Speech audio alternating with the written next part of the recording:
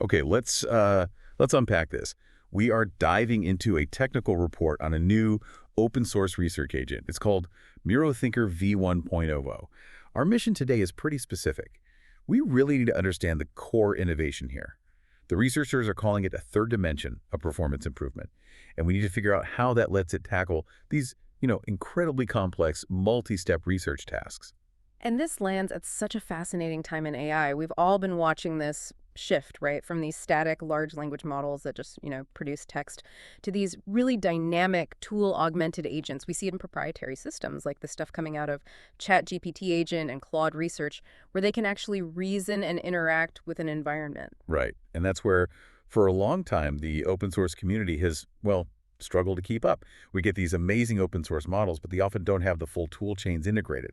They just hit these hard limits on context length, scale, and crucially, the depth of interaction they can handle. The MiroThinker report, though, it suggests they might have found a systematic way to start closing that gap. They believe they have. The team behind it, they had a very clear goal. They wanted to push boundaries along three key dimensions, not just the usual two. The familiar ones are, of course, model size, and they have 8B, 30B, and a pretty hefty 72B variant, and then maximizing the context length. But the real innovation, the thing that I think sets a new frontier, is this third axis. They call it interaction depth. That's where it gets really interesting for me because we're so used to scaling, just meaning more compute, more data, bigger parameter counts. But interactive scaling is it's a totally different way of thinking. It's about training the model to handle deeper and more frequent interactions with an environment like the web or a code sandbox. It's a fundamental contrast to just, making the internal reasoning chain longer, that stream of consciousness. If you just lengthen that chain without any checks, the model is much more likely to hallucinate or go off the rails. Interactive scaling is different. It turns every action into a sort of micro-experiment. It uses feedback from the environment, from running code, from a Google search, to constantly check its work, correct its course, and refine its trajectory. That real-time correction loop sounds absolutely critical. Yeah. But doesn't interacting hundreds of times also create hundreds of new opportunities for error? How do you keep the agent from just getting lost down a rabbit hole? That is the core challenge their training method is designed to solve, and the results really do speak for themselves. You see it in the scale of their top model, the MiroThinker 72B. It's using a huge 256K context window, and this model is engineered to handle up to 600 tool calls for a single task. To put that in perspective, a lot of the previous open source agents would top out at maybe fewer than 100 calls. 600 tool calls. That's a jump from dozens of turns to literally hundreds. For anyone listening, what kind of task even requires an AI agent to do 600 different things? Yeah, this isn't for a quick search. This is meant to mimic a human researcher working on a project for days. A 600-turn task could be something like synthesizing findings from 5 different academic papers, running code to validate those findings in a sandbox, checking the results against a couple of external databases, and then iterating on the solution when, the first attempt at the code doesn't work. Being able to sustain that many interactions means it can manage projects, not just answer questions. It proves that interaction depth is its own scaling dimension, just like model size. Okay, let's get into the plumbing that makes all this possible. The paper says MiroThinker is built on the React paradigm, reasoning, and acting.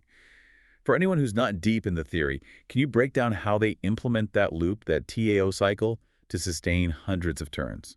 Certainly. The React framework is the engine. The whole cycle begins inside the model, where it generates an internal thought. They label it T.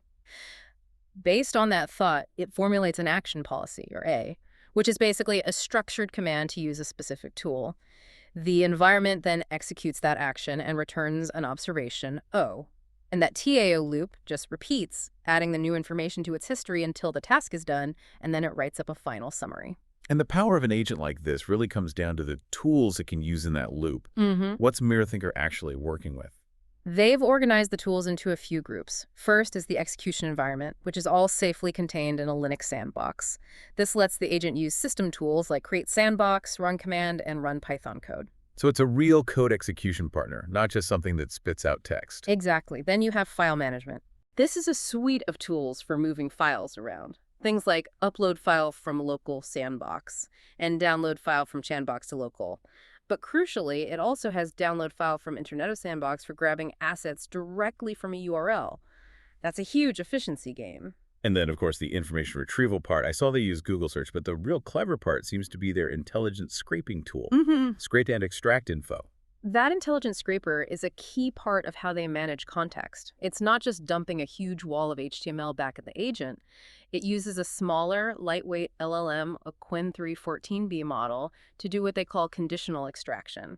This means the second model only pulls out the most relevant bits of information and condenses them into focused evidence. It's a very smart way to save on tokens. It's also worth noting they were really strict in their testing. They blocked all access to Hugging Face to make sure the agent couldn't, cheat by pulling in outside knowledge. Okay, so maintaining 600 tool calls inside a 256K context window that's a masterclass in resource management. If you're collecting 600 different observations, how do you stop the context from just overflowing and the model forgetting what it was doing in the first place? That's where their context discipline is so important. They use two main strategies. The first is recency-based context retention. They figured out pretty quickly that you can't possibly keep the full text of every single search result. So while the agent's full sequence of thoughts and actions is preserved, that's the entire reasoning path, they only keep the responses from the most recent tool calls in the active context window. Wait, hold on. So they only keep the last, 5 tool responses for a task that's 600 steps long? Doesn't that feel incredibly risky? Is it just relying on the model having a perfect memory of the other 595 steps? It is relying on the model's recall, yes, but more importantly, it's relying on the full history of the thought and action chain. They keep the why and the what I did, but they discard the raw data, the O, from earlier steps. And yeah, in their experiments, that K value is set to just 5.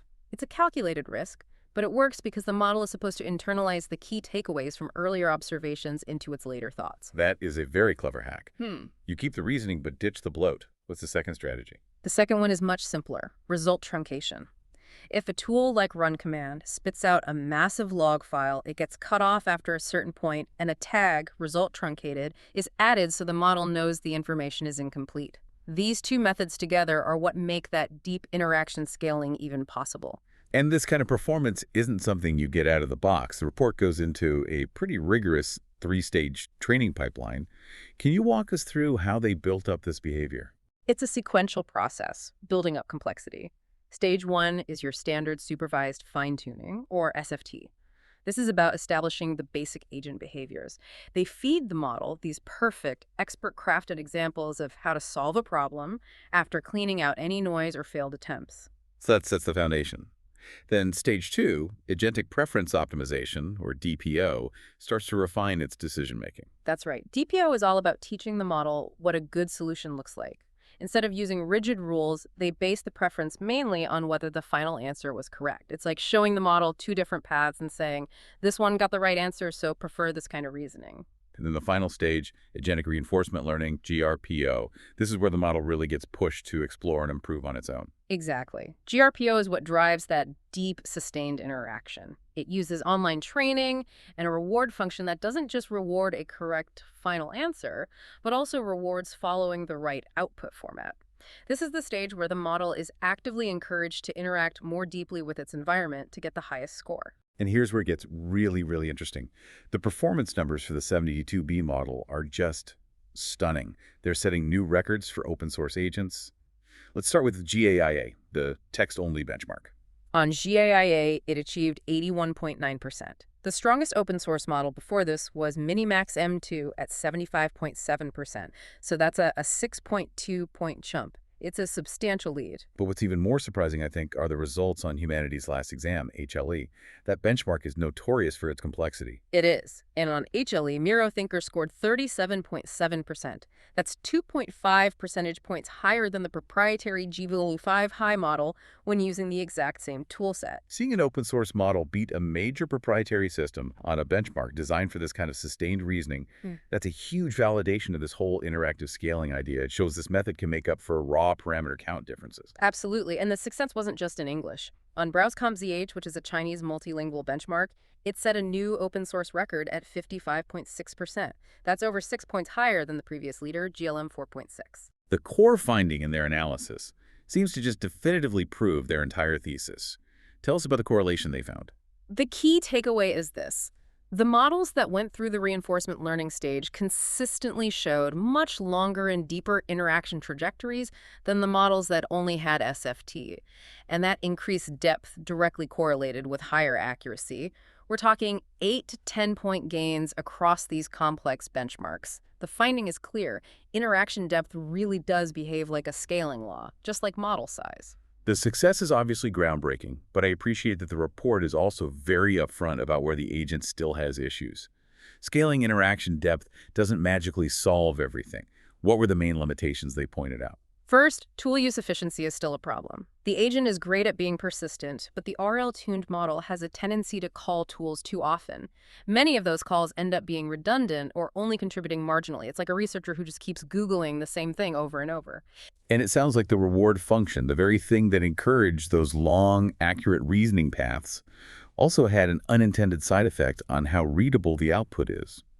It did. The RL process rewards these very thorough, detailed step-by-step chains, but that can lead to outputs that are just excessively long, sometimes repetitive, and hard for a human to follow.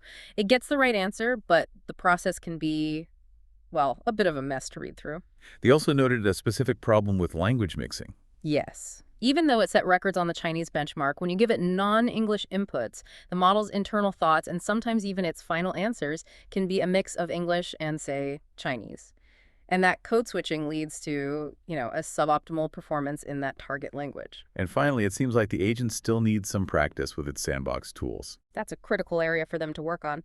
They found the model sometimes misuses its tools. For example, it might try to read a complex web page using the generic Run Python code tool instead of the specialized scraping tool, which is much more efficient. And it also sometimes forgets basic things like initializing the sandbox ID before it tries to run commands inside it. So wrapping this up, what does it all mean for open source AI?